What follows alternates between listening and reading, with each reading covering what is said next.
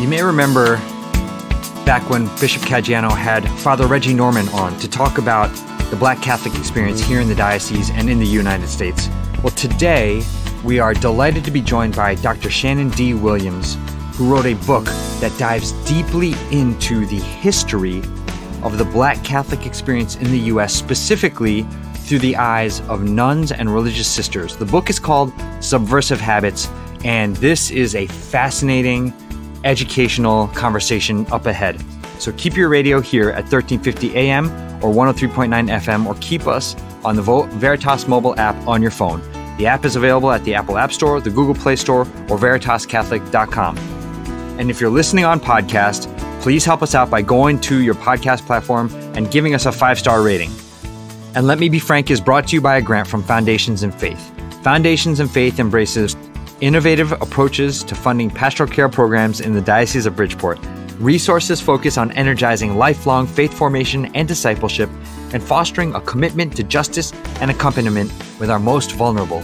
From seminarians to retired priests, from baptism to last rites, from suburbs to inner cities, the reach is broad, the impact is meaningful. For more information, visit them on the web at foundationsinfaith.org. Okay, here we go. This is Let Me Be Frank on the Veritas Catholic Network. I'm Steve Lee, and it is my great pleasure, as always, to introduce Bishop Frank Caggiano. Steve, it's always good to be with you, my friend. This close to Christmas, too, my goodness. Yes. Right? Mm-hmm. Yes, we are getting there. Oh, yeah, we're getting there far too fast for my liking, but it is what it is, right? It is what it is. The crazy thing is this time of year is wonderful and reflective, but also probably like the busiest. Exhausting. It's the only word that comes. It's exhausting. I was we had a day of prayer. I'm telling you all my problems. We were at a day of prayer, which was superb.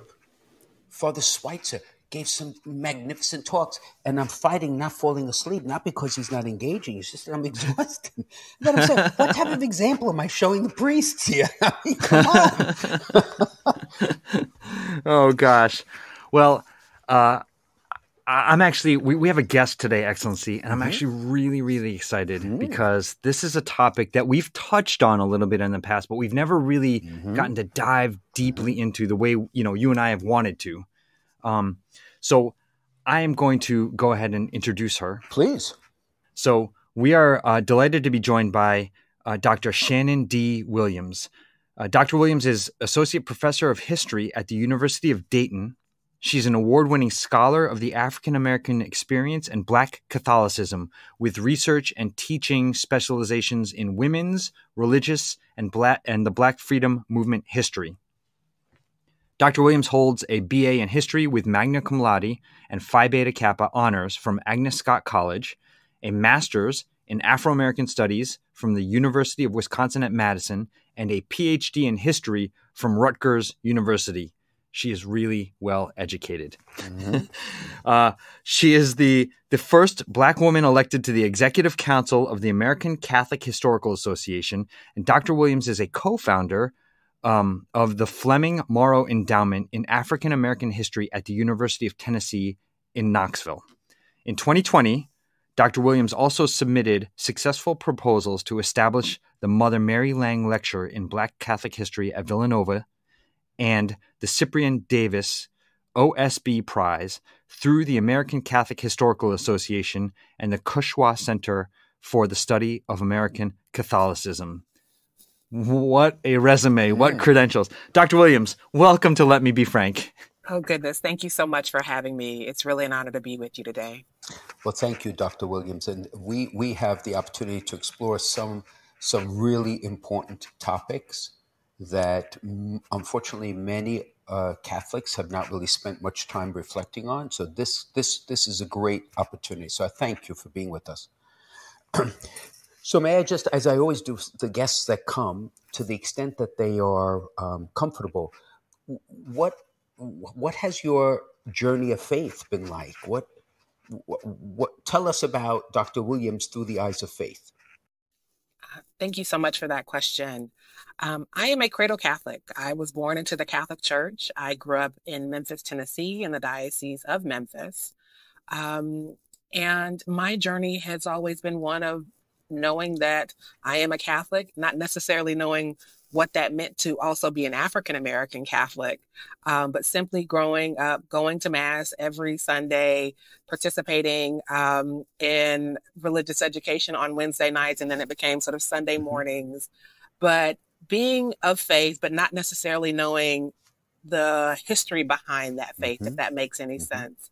My mother is Catholic. My father was Protestant, but my mother raised my sister and I Catholic. And we were the only Catholics in our family. Everyone else was Protestant. Wow. I knew my mother's journey.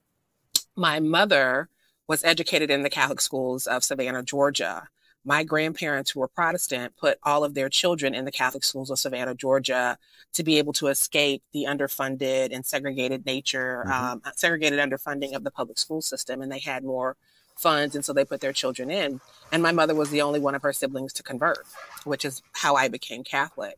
Wow. So I grew up thinking that being Catholic and Black and Catholic was an anomaly, just because of my own family story. And I must say that even growing up in the suburbs of Memphis, Tennessee, in a parish where there were only a handful of African American families, very small number, I just thought that we were anomalies. That actually didn't change when Memphis got its first African American bishop, and Bishop James Terry Stibe.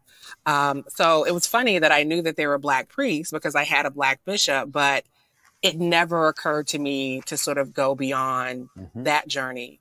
What was interesting is even before I began researching for my book, which provides the first full history of Black Catholic sisters in the United States, I was in a certain ways thinking about leaving the church, not leaving my faith in God, but simply struggling to find what I thought was a complete understanding of my faithfulness within the church. I was struggling with some issues and not necessarily wanting to leave the church, but not necessarily seeing myself fully reflected in the teachings of my church and in the practices of my church.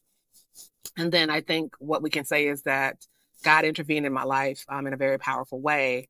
I stumbled upon an article announcing the formation of this organization of Black Catholic nuns that had been established in the wake of the assassination of the Reverend Dr. Martin Luther King Jr. in 1968.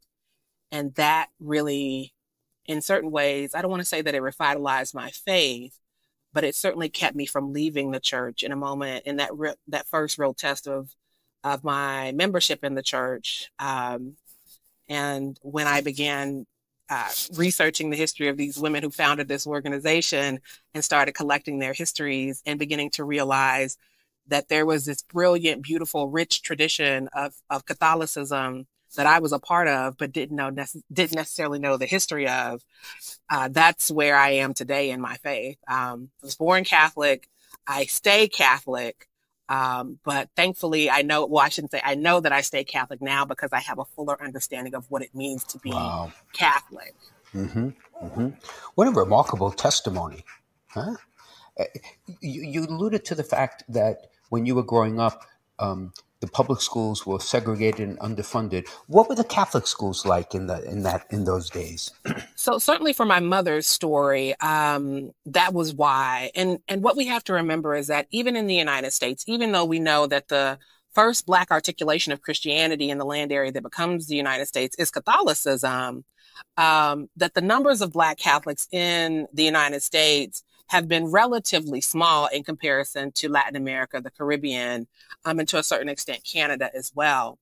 But just because those numbers have been relatively small, and I do say relatively, we do know that large numbers of African Americans, whether they are Catholic or not, have always entrusted the Catholic Church with the education of their children.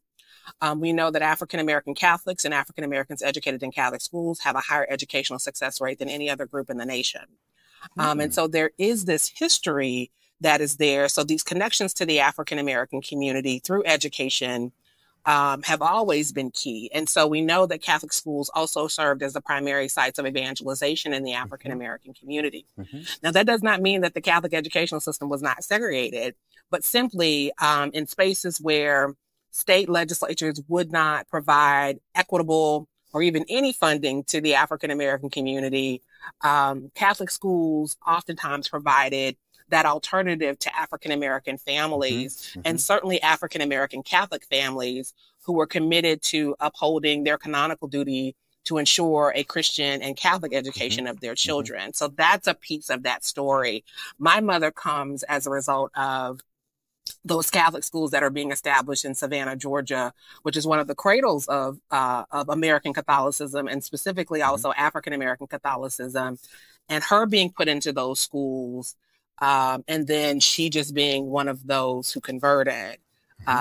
So there is that history. Now, for myself, I was not actually educated in Catholic schools. My mother put us in public schools, but I was raised Catholic, and that's why I went to PRE all throughout my education, my formal education before college. Wow. You know it's interesting.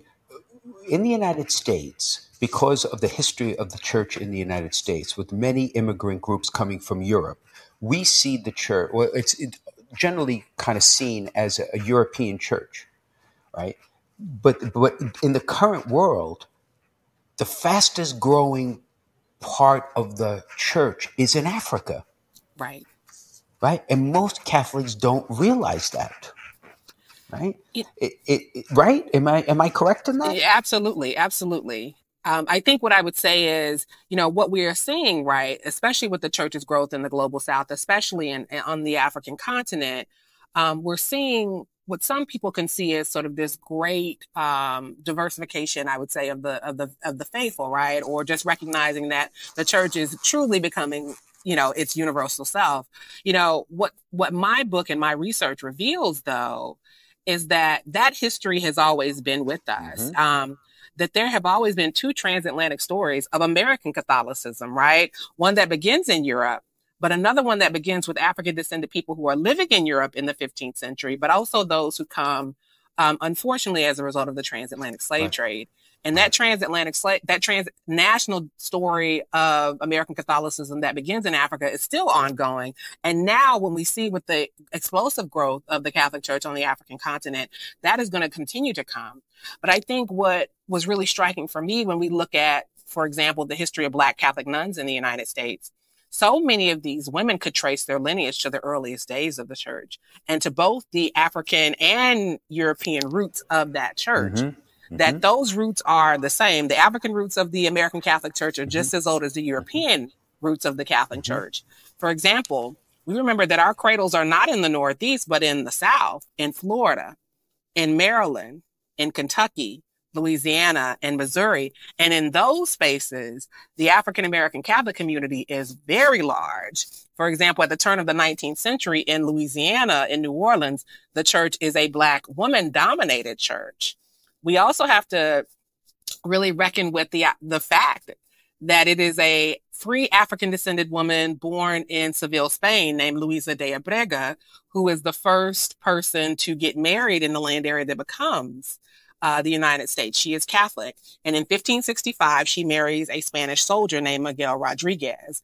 This is the first Christian marriage that takes place in the land area that becomes the United States. Wow. So literally, Christian marriage is inaugurated in what becomes the United States by a free Black Catholic woman and a Spanish soldier. And so that reminds us again that the African foundations of American Catholicism are just as old as the European foundations. And so many of the men and women who go into religious life in the U.S. Catholic Church are descendants of both those free and enslaved Black Catholics, as well as free European Catholics, that really remind us that our church has actually always been racially and ethnically diverse in the United States. Whether or not we've actually told all of those stories is what, what I sort of am asking us, and certainly what my book asks of us. Well, you see, again, the whole idea, first of all, I did not know that. So thank you. I did not know that. Right. And the fact that telling the stories is so essential to filling in the picture, right? Are there other stories you could share with us? Can I impose? Yeah, absolutely. I mean, I think what's so important and what's so beautiful, even if it's painful, but beautiful about Black Catholic history, is that because so much of that history begins in this history of colonialism and slavery, but because people are Catholic, we actually have records for these people. They have to be baptized. They have to be confirmed. Their marriages are in our church's records. So that record of Luisa de Abrega, her records are in the archives of the Diocese of St. Augustine, which is our oldest church. So I'll give you another example. She is a figure that appears in my book. She is a member of the Oblate Sisters of Providence, which are the nation's and the modern world's first Roman Catholic sisterhood freely open to African-descended women and girls. What's remarkable about the U.S. story and the U.S. Catholic story is that it is the United States that becomes home to the modern world's first Roman Catholic sisterhoods freely open to African-descended women and girls. If we look at the numbers, it shouldn't have been the United States. It should have been Brazil, where we have the largest Black Catholic population. That's where the largest numbers of people who were taken as a result of the transatlantic slave trade end up in Brazil. And yet Brazil doesn't get its first Roman Catholic sisterhood freely open to African-descended women and girls until 1928. That's almost a century after the Oblate Sisters of Providence are founded in Baltimore in 1829. And one of their earliest members is a young woman named Anne Marie Beecraft. Her name has come back to us in recent years as a part of Georgetown University's efforts to make reparation for its slaveholding past. The university renamed one of their halls that was named after a Jesuit who was involved in that infamous sale from the 19th century after Anne Marie Beecraft. And the students who were involved in that effort found her name because she founded one of the earliest Black schools in Washington, D.C., but also the first Black Catholic school in Washington, D.C. She is actually mentioned in the first National Report on Education as, quote, one of the most remarkable young colored girls of her time, and perhaps of any time, was noted for her remarkable beauty, intelligence, her piety, etc. What's also significant is that she becomes an Oblate Sister of Providence because none of the communities in Washington, D.C. will accept her because of her background, her racial background. And then she dies at a young age. But her father was a man named William Beecraft. Now, what we know from the historical record is that William Beecraft was free. He was born on the plantation of Charles Carroll of Carrollton, who is the only Catholic signer of the Declaration of Independence, who is cousin to Bishop John Carroll. He is also one of the earliest benefactors of the early U.S. American Church because he is also one of Maryland's largest enslavers. What we know from the historical record is that William, Anne's father, was the natural son of Charles Carroll of Carrollton and a free woman of color who worked in his household. That makes Anne Marie Beecraft his granddaughter. And that helps us to understand how she was able to establish her school for free Black Catholic girls right across the street from the Visitation Monastery and right around the corner from the Jesuits, Georgetown College, because she also received support from the sisters and the Jesuits. And we have to ask ourselves, she's in the midst of this slaveholding elite. And she has founded the school, and how does she get the support? But what this also tells us is that she is the only Catholic sister that we have on record who has a literal birthright and blood right through the Carroll family to the early American church and the early nation.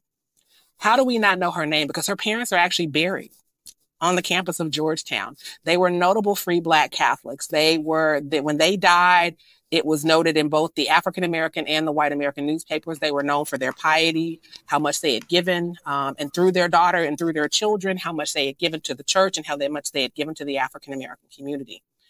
And I would say Anne Marie is not an anomaly. So many early African American sisters, but also some that are still with us, are still descendants of these free and enslaved Catholics who built the early church. They've always been with us. The records are there. And so the question that we have to ask ourselves is, why have so many people chosen to exclude them from our understanding of the American Catholic experience? They were not excluded during their lifetimes. So the question, of course, is, what does that mean for those who have narrated these stories and they've decided to erase what has been a foundational racial and ethnic diversity of our American church? Right. They've impoverished the church by erasing it. Absolutely. Is what they have done. So your book is about the experience of African American Black sisters in the United States. So tell us some other things that you have learned from your research, because I find all of this extremely fascinating. What else can you teach us? Oh, goodness. So I must say, again, although I'm a Black Catholic woman, I knew very little Black Catholic history, even less Black Catholic women's history. I had never seen a Black nun before. And in fact, the only Black sister that I knew at the time was Sister Mary Clarence, who was the fictional character played by Whoopi Goldberg in the Sister Act film franchise. And so what my book does is to tell the story of what I consider to be the story of America's real Sister Act. This is a story of how generations of devout Black Catholic women and girls fought against discrimination to be able to answer God's call on their lives and minister as consecrated women religious in the American Catholic Church. This is a story of women who unfortunately had to confront the anti-Black admissions policies of our nation's earliest European and white American communities. Women whose vocations were denied, not because they lacked piety, not because they lacked intelligence, not because they lacked commitment, but solely on the basis of race, which was a violation of our church law. These were women who understood that racism had no place within the Universal Catholic Church. These were women whose parents and grandparents, in the face of discrimination, in the face of, the sins of racism and exclusion through colonialism, slavery, and segregation, said, no, we will never surrender our church to people who cannot affirm the life and dignity of every single human being. And so this, in many ways, is one, a testimony of what I consider to be tenacious faithfulness in the face of unholy discrimination, but also a forgotten chapter in the long African-American struggle for freedom, justice, and human dignity. We know that there have been over 2,500 African-descended women and girls who we know have entered religious life in the United States. Overwhelmingly, they became members of the nation's historically Black sisterhoods. Over 75% of these women joined the Black sisterhoods. Without the formation of Black sisterhoods that were formed in reaction and in response to these anti-Black admissions policies, we would not have Black women's religious life. What is also significant about the African-American sisterhoods is that they were always multi-ethnic and multilingual communities, because they were not simply preserving the vocations of Black women and girls who were denied admission into communities in the United States, but we know that many of their members came from Canada, they came from Latin America, and they came from the Caribbean as well, because the communities there would not take African-descended women either, or they would only allow them to go to sort of form these very unequal communities. I think one way to sort of think about the America's Real Sister Act is to sort of tell their stories through the three African-American sisters currently on the road to sainthood within our church. That is now venerable Mother Mary Lang, who was the foundress of the Oblate Sisters of Providence in Baltimore, Maryland in 1829. Venerable Henriette DeLille, who was the foundress of the Sisters of the Holy Family in New Orleans, Louisiana in 1842. And Sister and Servant of God, Sister Thea Bowman, who desegregated the Franciscan Sisters of Perpetual Adoration as a 15-year-old in the 1950s, and then went on to have a very illustrious career as a champion of the intellectual and cultural gifts of the African-American Catholic community, perhaps most famously in her 1989 address to the U.S. bishops. Yes. And so what's really amazing about these three women's stories is that in many ways, they help us to chart this epic journey of Black sisters in the United States, with the two foundresses of the Black sisterhoods. And then also in the case of Sister Thea Bowman, because she in many ways is representative of those African-American women and girls who are finally able to desegregate white communities really after World War II. These are women who are pioneering religious figures, leaders, educators, nurses, teachers, principals, desegregation foot soldiers, theologians, but literally representative of a community that fought to make their church truly Catholic and their nation truly democratic. So one thing that I would say when we talk about Catholic education in the African-American community, even though Black sisters never make up even more than 0.5% of the national sister population for most of their history in the United States. They are responsible. They are the progenitors of Black Catholic education in the United States, but they also serve as mentors to many of the nation's earliest African American priests. Because long before there were Black priests in the United States, there were Black sisters. And they understood that their successes would help to mitigate some of the opposition to the ordination of Black men to the priesthood.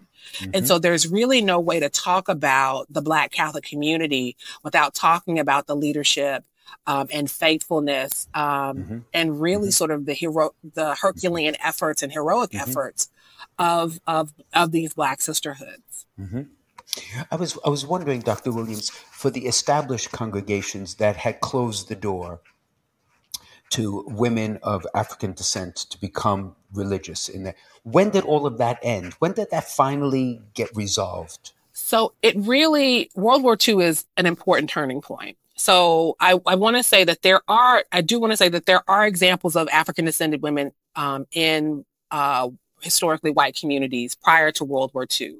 In most cases, these are women who are racially ambiguous, who have a European parent. And what we know is that European and white American sisterhoods would take non-Black women, right? So they would take women who were who were Latina, who were Native American, also women of Asian descent. And so the bar was Blackness. And so if an African American woman was racially ambiguous, she didn't necessarily need to be able to pass for white to be able to go into a community. She just needed to be able to pass for something else.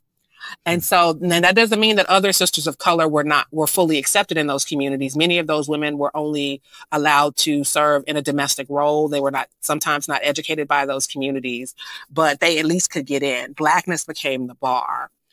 So, we do have some examples of African descended women who are leading communities in the 19th century who are passing for white, perhaps most notably, Mother Teresa Maxis Duchemin, who was the founders of the Sister Servants of the Immaculate Heart of Mary, the IHM sisters. The Sisters of Charity of New York had an early Black superior who passed for white.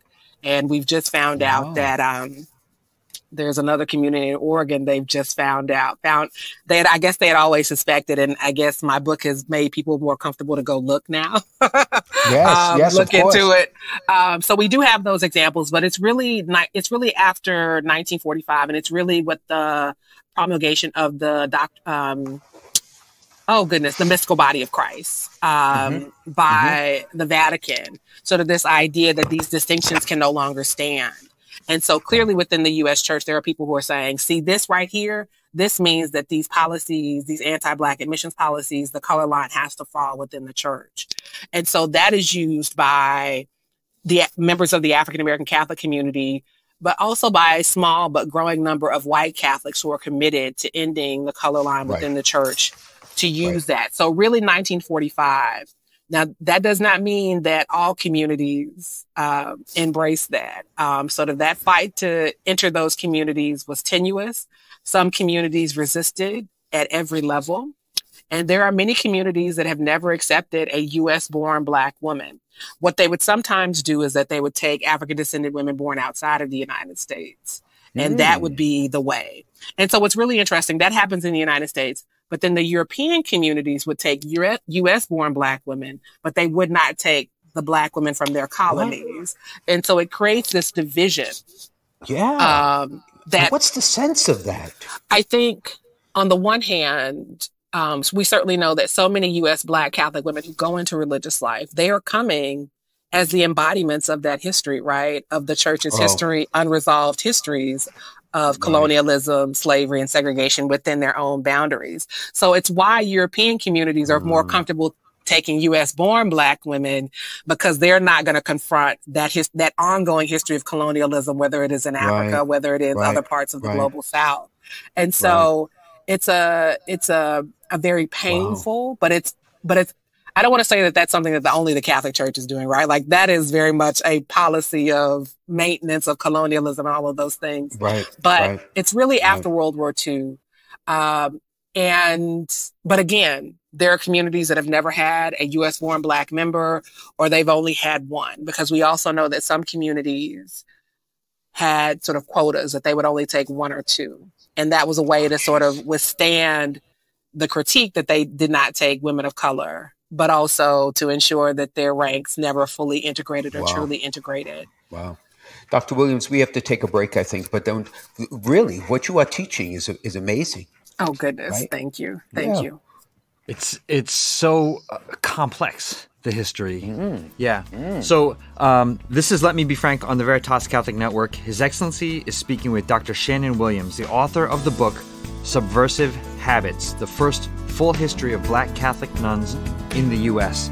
And we will be right back on the other side of the break.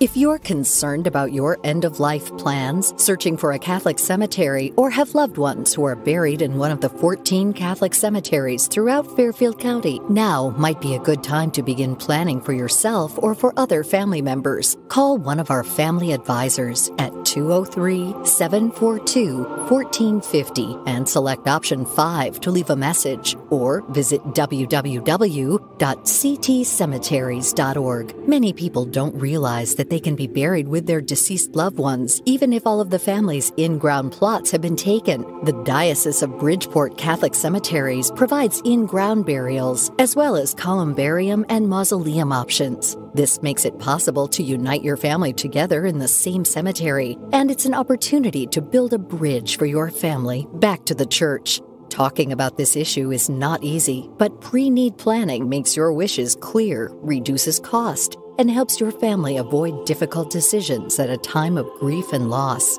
You can start your planning now by contacting one of our family advisors at 203-742-1450 and select option 5, or visit www.ctcemeteries.org. We can guide you through the options, regulations, and considerations to help you make the best decisions for your family. The number is 203-742-1450 and select option 5, or visit www.ctcemeteries.org. Okay, welcome back to Let Me Be Frank on the Veritas Catholic Network. His Excellency is having a fascinating conversation with Dr. Shannon Williams, author of the book Subversive Habits, about the history of Black Catholics in the U.S. and specifically women who became religious sisters. And I'll turn it over to you, Excellency. Yeah, I mean, first of all, Dr. Williams, in our little break, I mentioned that I find this to be absolutely fascinating and very educative for me personally, because a lot of what you're sharing, I can confess my ignorance, I was not aware of. And so what my heart tells me now is, as a bishop, I want everyone to know this, because it's who we are. That is who the church is. So any recommendations, thoughts, strategies? For me, education is always the key. What I recognize is this history has not been disseminated for lack of materials being able to document this, right? Right. Because they are very members well said. Because they are members of the Catholic Church, there is a host of records in terms of baptismal records, confirmation records, all of those things. Because most Black sisters were teachers, they have also left us a traditional record, right? They are principals of schools. So we have all of this record. We have all of these records. The two oldest African American sisterhoods have rich archives. They're some of the most important archives that we have in American Catholic history. So for me, the question, of course, is how do we teach this history? How do we require teaching the history of the full and complete story of the U.S. Catholic Church within our institutions? One way is to always sort of go through the saints. We have 6 African Americans currently on the road to sainthood within our church. Their stories embody the fundamental truth that Black history is and always has been Catholic history within our boundaries, and vice versa. And so one easy way to start is to make sure that all Catholic students, all children enrolled in Catholic schools are learning about these 6 extraordinary African American Catholics on the road to sainthood. I think the other piece is to sort of think about every diocese and archdiocese, something that I've encouraged when I do my talks, every archdiocese and diocese in the country to begin to launch oral history projects within their respective communities. And not just for the African American Catholic community, but this is something that I think if we use the model of the African American Catholic community, we can do this for all of our communities. Oral history is absolutely essential. But we are losing so many people, especially from the African American Catholic community. As parishes close or merge, a lot of that history is lost. And so one way to think about this is in archdioceses and dioceses, are you celebrating Black Catholic History Month? That's every November. What does that mean to bring in a scholar of African American Catholic history, an African American priest or an African American sister to host a lecture, to tell their stories, to tell that history? That becomes a way of institutionalizing and celebrating this rich history of the Black Catholic community on the parish level. We want parishes to celebrate Black Catholic history, to bring in speakers who come from the African American Catholic community to tell their stories, to collect those oral traditions, which is absolutely essential. But we just also need scholars and individuals producing works on the K through 12 level to teach this history. For some people, I know it may seem painful, but I think for me, I am an example. I am a living witness. I would not have stayed in the Catholic Church without knowing this history. Yes, there is pain there, but there is also so much beauty. And I cannot stress this enough. What I found most remarkable when I was interviewing so many sisters, and I interviewed over 150 former and current African American Catholic sisters, they told me the stories of their grandparents and great-grandparents, of grandfathers who at the new year would put all of their grandchildren in a circle and say special prayers over each of them, specific prayers. That history will be lost to us if we don't collect the oral testimonies of these women. When we think about the strategies, again, one way is celebrating Black Catholic history, making sure that we're teaching sort of the histories of the African Americans on the road to sainthood, but also just simply teaching African American history and African American Catholic history. So much of African American history is actually Catholic history. That's where it begins within our church. I think we have to remember, as much as painful as it will be, what strikes me most is when we fail to tell the truth about African American Catholic history, we also forget those non-African American Catholics who are also fighting to make their church truly Catholic. So these priests, these white priests who ministered in African American parishes, who become really champions of these young women who are in their parishes, who want to go into religious life. And these men go above and beyond to ensure that these young women will have communities that they can go into. But I also want to say, in terms of just the remarkable nature of these stories, I want to give one example, and this is a woman from the Northeast. Her name was Yvonne Irvin. She came out of the Archdiocese of New York. Her father was African American. Her mother was Puerto Rican. In late 1950s, she is rejected admission into all the communities in New York City on the basis of race. She writes to a community in Kentucky, and they ask for her photo. And once they get her photo, they reject her. She is not deterred. She takes the next 2 years, becomes fluent in French, and then she applies to the French. Because that order in Kentucky, their mother house was in France. She applied to the mother house in France and was accepted. And then professed final vows in France.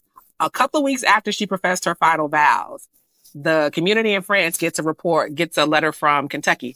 They need someone to teach French in their high school. So who does her French superior send? She sends, and she comes with her. She comes into the United States, and Dr. Irvin she serves as a translator between the French superior who accepted her and the American superior who rejected her. Wow. So there are these amazing stories there. And so what I encourage everyone to do is every archdiocese and diocese also needs to know their own story. In Connecticut, there are several Oblate Sisters of Providence who come out of Connecticut. There's also a great sister of Notre Dame de Namur, Sister Patricia Chappelle, who comes out of the Diocese of New Haven, comes out of St. Martin de Porres there. There are plenty of sisters, and that's what I say with every diocese. Know your own story. The last thing that I would say is, once you know your own story and get into your archives and collect those stories, you'll know what to do from there. One example that I can give you are the Adrian Dominican sisters in Michigan. They brought me into the community, and what I say is that you all need to know your stories. What is the story of African American sisters and other sisters of color in your community? And that is a community who went into the archive. They did the oral testimonies of their sisters of color, and they could see exactly what happened, exactly what they did. And in response, They just gave $1 million, $500,000 to Xavier University of Louisiana, which is our nation's only historically Black and Catholic university, for scholarships, and $500,000 to Michigan State University for scholarships for students in their Department of African American Studies. It's an amazing opportunity for communities to think about, learn their histories, but also, if necessary, make reparations for those discriminatory histories. Right. Wow. I didn't realize. I would love to research those two sisters from Connecticut to begin the narration of our own story. But may I ask you this? What about African-American Black priests? Did they experience the same discrimination, the same difficulties? Absolutely. So what we recognize, and again, among those on the road to sainthood, one of them is our first self-identified African-American priest, Father Augustus Tolton, or openly Black. We know that the Healy brothers are technically the first African-American priest, and also first Jesuit and bishop in the United States. And they also had 3 sisters who also went into religious life. But there is great opposition to the ordination of Black men to the priesthood. There are formal policies barring them from entering seminaries, which is why Father Augustus Tolton has to leave the United States to go and to train and to be ordained. But even among the earliest generations of African-American men who are ordained to the priesthood after Augustus Tolton, you only have a handful who are allowed to minister in the United States. Many of them are sent to Africa, or they're sent to Latin America and the Caribbean to become missionary priests, which is why the first Black bishop of Ghana, right, of the Diocese of Accra, is actually an African-American man who was a graduate of the SVD seminary in Bay St. Louis, Mississippi. So there's profound opposition. What we recognize is that, again, despite Black sisters never making up more than 0.5% of the national population of sisters, they educate over 50% of the first 2 generations of African-American priests. And so they are themselves identifying the vocations and nurturing them. And once you have the establishment of seminaries for Black men, the first all-Black seminary is the SVD seminary in Bay St. Louis, Mississippi. And then the Josephites, who minister in the African-American community, have their own very painful history of excluding African-American men, despite that they ministered in the African-American community. So it's very similar. So without Black sisters, the African-American community were denied formal religious leaders from their own communities. It's really not until the 1960s that we see a push from the African-American community to fight back against this history of discrimination, of denying African-American men from their communities to serve in their parishes. You know, it just strikes me, just from an objective point of view, how destructive that is and how nonsensical it is. There's no logic to any of what we're talking about. So, I mean, certainly it's sinful to be acting in that way within our own church. It just never ceases to amaze me, and therefore all the more reason we need to talk about it, right? Because history that is not remembered is repeated. Absolutely. I think the other piece that I talk about in my book and elsewhere, not only in terms of just being destructive, but the number of hearts that were broken of young women and men. We can talk a lot about the experience of those who made it, right? Who made a way out of no way. But we forget those lost vocations. And we really don't have a sense of how many vocations were lost to us. In the 1940s, right after World War II, a white Jesuit priest named Father Raymond Bernard, young, idealistic, started doing surveys of all the national communities of sisters, but also the seminaries to determine their anti-Black admissions policies. And so we have a sense of some of the numbers as a result of his time. Now, he's only in religious life from 1949 to 1959. He sort of leaves because he's heartbroken because he did not believe that his church, one, did it. And then he said, well, once we, make it clear that what's happening, the church is going to change its ways because that's what the church does. And he's heartbroken by 1959 and he leaves. But, there's a period between 1952 and 1953. I had to look at my book to be specific about the dates. But he found that just between 1 year, the church had lost over 300 vocations from Black girls in 1 year. And so we're talking not just hundreds, but thousands of lost vocations. It has been amazing to collect the testimonies of African Americans across the country. An African American sister in Los Angeles who is the granddaughter of Gilbert Faustina, who was one of the founding members of the Knights of St. Peter Flavor. When her family goes into California, they pass for white. And so when she went into her community, she passed for white. She never told anyone. And then she finally told people years later. But she said, I wish you could understand how much was lost in California because so many Black Catholics from Louisiana and Texas left those spaces and came into California and brought those gifts into the church, and they were not welcomed. They were not received. And so many people left the church because of that. Right. There are so many people who said, we came from Louisiana, we went into Chicago, and then the parish school in our community would not accept us because we were Black. And one woman said, and that's when my grandmother became an atheist. She could not handle her church doing that to her children. And so we can talk about lost vocations, but also just lost faithful who are heartbroken at what happened to them because they could not believe that happened. And so that's a piece of the story when we talk about destructiveness. And when we think about these numbers in the US, the numbers should never have been as low as they were. But if you understand that history of exclusion, that's why the numbers were so low. Right. Exactly.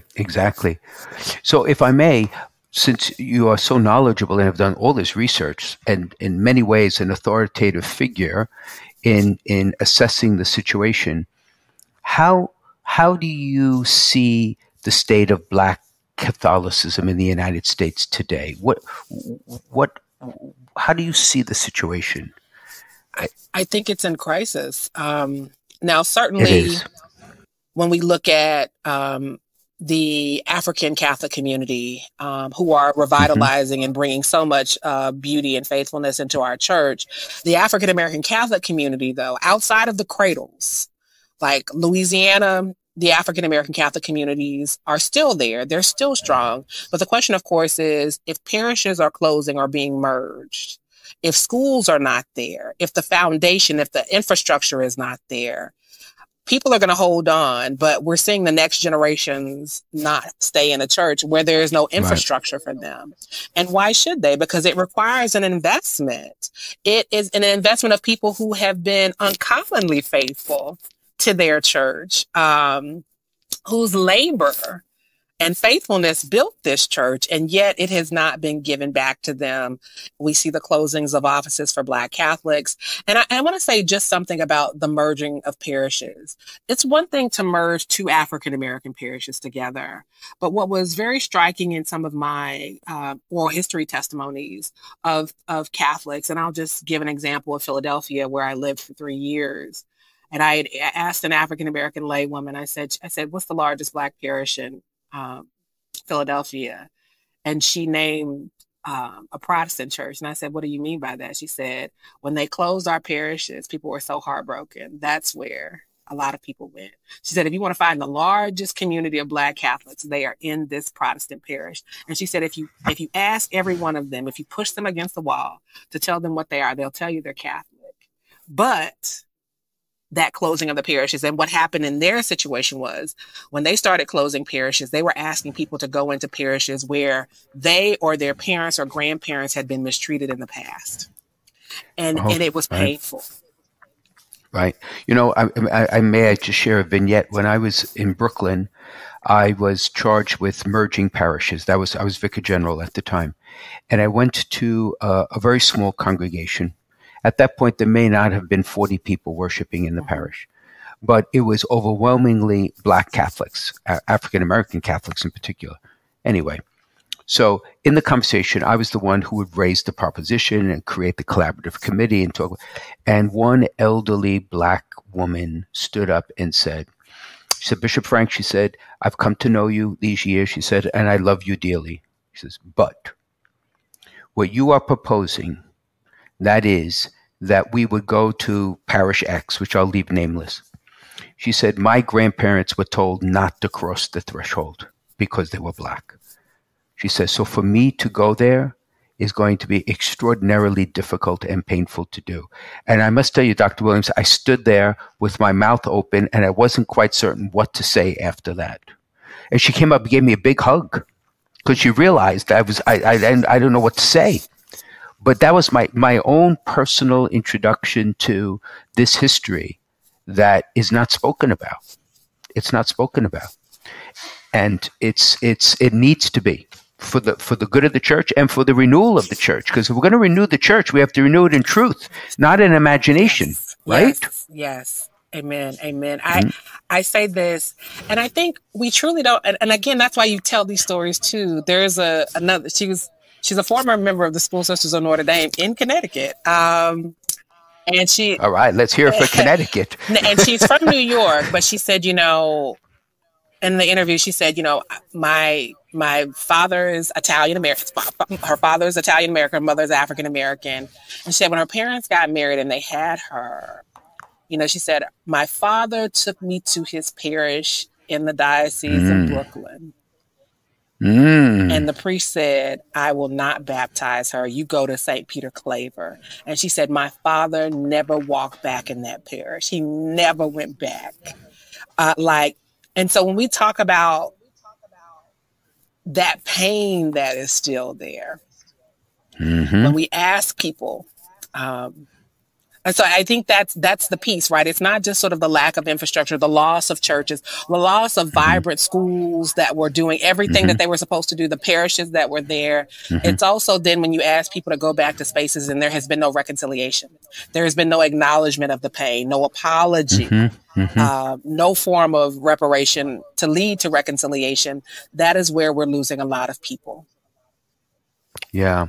See, that is why I think, if I may, stories are so powerful, because to talk about this theoretically doesn't move the mind. It may move the mind. It doesn't move the heart. It certainly may not move the will because it's a theory. But when a theory has a face and a name and a history, it's a totally different reality. That's why the Lord only spoke in parables and stories. He didn't give us any theoretical conversations, right? It's the same thing. Well, I thank you for sharing all this. It really has been quite an enlightenment. And I think for our listeners, this may, please God, provoke more interest in learning more about it. So in addition to your book, where else could, like, our listeners and myself go to learn more about this and the stories? And anything you recommend? I certainly would recommend Rachel Swarn's book that looks at the 272, those African Americans who were sold by the Jesuits to settle their university's debt. Which came out this year.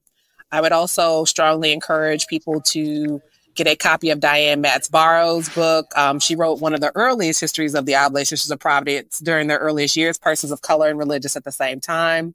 Father Cyprian Davis's Landmark Study of the U.S. Black Catholic Community, the History of Black Catholics in the United States. And then also Brian Massengale's Racial Justice in the Catholic Church, which I think is one of these seminal texts to begin to understand our church's history. Maybe one other piece. I just ordered it yesterday. It's a new biography of Lydia Hamilton Smith, who was a Catholic member of the Underground Railroad. A biography just came out on her, the first of which on the University of Pennsylvania Press. I think it's called An Uncommon Woman, but it's a biography of Lydia Hamilton Smith, an African-American Catholic woman who was a conductor on the Underground Railroad. Wow. Well, thank you for those recommendations. Thank you. Thank you. And then really quickly before we go to the break, so you said there are 6 Black Catholics who are on the road to sainthood from the U.S. Yes. I know of Father Augustus Tolton and Mother Mary Lang and Pierre Toussaint. Who are the other 3? So Venerable Henriette DeLille, who is the foundress of the Sisters of the Holy Family in New Orleans, Louisiana. Sister Thea Bowman, Servant of God, Sister Thea Bowman, and also Julia Greeley, who was an African-American Catholic lay woman in the Diocese of Denver, or maybe it's the Archdiocese of Denver, who did, what did they call her? The Miracle of Denver. I can't remember what the nickname for her was, but who had this incredible ministry to the most vulnerable residents of Denver who had been born into slavery. And then was a convert to Catholicism and had this extraordinary ministry there in Colorado. Amazing. Wow. Okay, so we're going to take one more break and come back on the other side with a listener question. This is Let Me Be Frank on the Veritas Catholic Network. Bishop Caggiano has been speaking with Dr. Shannon Williams, the author of the book Subversive Habits, a history of Catholicism here in the United States for the Black community and the African American experience. We will be right back.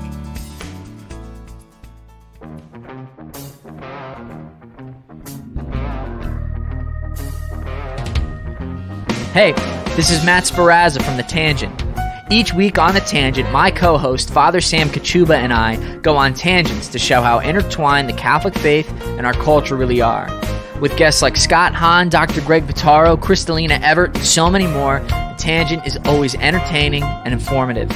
Check us out on Fridays at 12:30 on 103.9 FM, 1350 AM, anytime on the Veritas app, or wherever you get your podcasts. God bless.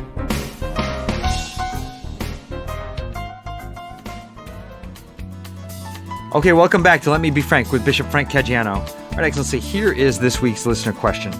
It says, I've been seeing several auxiliary bishops being appointed by Pope Francis recently to dioceses in the United States. How does a diocese get an auxiliary bishop? Do you have to request one, or does the Pope see that you are working too hard and sends help? Thanks for considering my question, and thanks for your podcast. Well, you're welcome for the podcast. And the truth is, auxiliary bishops are appointed either because there historically has been one, or a diocese is growing fairly dramatically, and therefore there's a particular need, or it's becoming perhaps diverse enough that there is a particular linguistic need or whatever it may, cultural difference. In our case, I don't think our diocese is big enough to even request an auxiliary bishop. But if someone's out there listening who thinks it's a good idea, let me know. I'd be happy. Send them over. Send them over. All right. Anyway. So if you have a question for Bishop Frank, send it in on social media, or you can email questions@veritascatholic.com. Bishop Frank Caggiano is on Facebook, Instagram, and Twitter. So is Veritas Catholic Network. And we'd like to thank Foundations in Faith. A grant from the St. Therese Fund for Evangelization makes it possible for us to bring Let Me Be Frank to you. Foundations in Faith is committed to supporting and transforming pastoral ministries in the Diocese of Bridgeport, and you can learn more about their outstanding work at foundationsinfaith.org. Dr. Shannon Williams, that was fascinating. Thank you so much for joining us. Thank you so much. Where can people go to get your book? Anywhere where books are sold. Amazon, Barnes & Noble, your independent bookstore, and also via the website at Duke University Press. Okay, and it's called Subversive Habits by Dr. Shannon Williams. I love the title. It comes from the sister. I think the title's brilliant. Thank you. Dr. Williams, it was a pleasure. Thank you so much for joining us. Thank you so much. Thank you. Excellency, before we go, would you please give us your blessing? Of course. In the name of the Father, Son, and the Holy Spirit, amen. We give you thanks, O Lord, for bringing us to the beginning of the holy days of Christmas, in which your Son comes as the Prince of Peace, to come to unite all your children, to allow your church to be the herald of the good news of salvation in him. We ask that you bless us and our listeners, bless Dr. Williams and her continued work. May the days of Christmas be a time of rest and refreshment, and most especially a time of peace in those parts of the world that do not know peace. And we ask this as we ask all things through Christ our Lord. Amen. Amen. In the name of the Father, Son, and the Holy Spirit, amen. Merry Christmas to you all. Merry and Happy New Year. Well, I'll see you before, Steve, but Happy New Year, Dr. Williams, too. Merry Christmas, Happy New Year. Thank you, Dr. Williams. Thank you.